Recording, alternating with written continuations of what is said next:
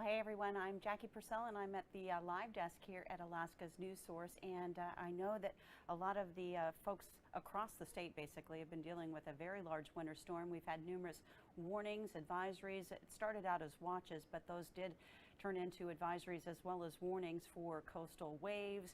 We've seen some snow, freezing rain, and even rain, and also high winds. Let's get to some of the things that you've been experiencing as far as the current situation. You are seeing that big storm and continued coastal flood advisories. And we do have a lot of pictures as well as videos to share with you as the storm continues to push across the state. And winter storm warnings will continue. And we also wanted to give you kind of a look at some of the wind gusts so far today. 50 miles per hour in the Kipnuk area, and also out toward Nome. We've seen wind gusts to the 40-mile-per-hour range around Kotzebue to Unalakleet into the Bethel area, and 50 miles per hour around St. Paul, and also I mentioned Kipnuk, 53 miles per hour. But these are some of the storm photos that we've been getting in, and these are mammatus clouds, and you can tell when they hang kind of underneath. They look very lumpy, kind of like golf balls hanging underneath, but they're called mammatus clouds, and these were seen over Kodiak, Clarity, and this was as that storm was starting to roll in. These types of clouds, when you see that, that is a big indication of instability, so you know that something is rolling in. Flooding and high water. This was out of Scammon Bay. You can see a lot of people making sure that their boats were okay. We want to hope that all of you out in western Alaska, as well as northwestern portions of the state, and I mentioned it's pretty much a statewide event, the storm system, so we want everyone to stay as safe as possible. But the impacts have been seen a lot around these coastal areas, as not just the waves were moving in, but the high tides were rolling in, and along with those high winds. Scammon Bay, you can see out there how some of that water is inundating some of the structures and some of the equipment that they have. This is flooding video out of Nunam Equa. Naomi Pete sending this one in as the waters came in, and already it looks like it overtook some of the infrastructure there in the village. The boardwalk I can see is almost underwater. So that was coming in from yesterday. We've even had some additional video come in from today, but here's a look at some of those waves hitting Teller. That is pretty impressive. Brandy Aqualuk sending that in, and in fact we've had a couple of locations where the Aqualucks were helping us out with video and or photos. So that's out of Teller with those coastal waves, and the storm system's impacts are still ongoing this evening.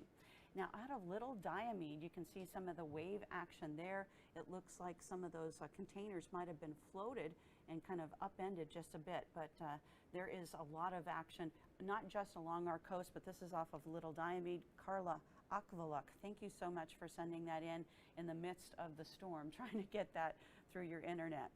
Brevig Mission, I kind of put a map there behind so you can kind of see where Brevig Mission is and some of the flooding. The boat, probably getting that boat to a safer spot. That is Renee Fahey sending us that in. And for the Snake River out of Nome, check out the difference in the photos. The top two are from, it should actually be October 12th and October 21st. Somehow my two didn't type in there. So that's October 12th and October 21st. But the top photos, you can see that the river is fairly dry, very low, but in those bottom photos from October 21st again, you can see that the river is very high. So thank you to Sue Steinecker for sending that in and showing us the big difference. This is dramatic. This is out of Kotzebue, the flooding. Lance Kramer sending that in. But these ladies, I would say maybe don't try that, because the danger is you don't know what's underneath there. So luckily one of them has some poles to kind of help keep her balanced, but just do be careful. And this is just off the coast of Nome, probably right off of Front Street. Those waves very strong, so the winds are still high, and the wave action is still also very strong, pounding a lot of these coastal locations. So we do have a few more storm waves, storm photos, that is. This is from today. Shishmaref Lagoon pretty much underwater. Molly Snell sending us that photo. You can see some of the boats out there, but this is where you need to be careful. Don't underestimate coastal flooding.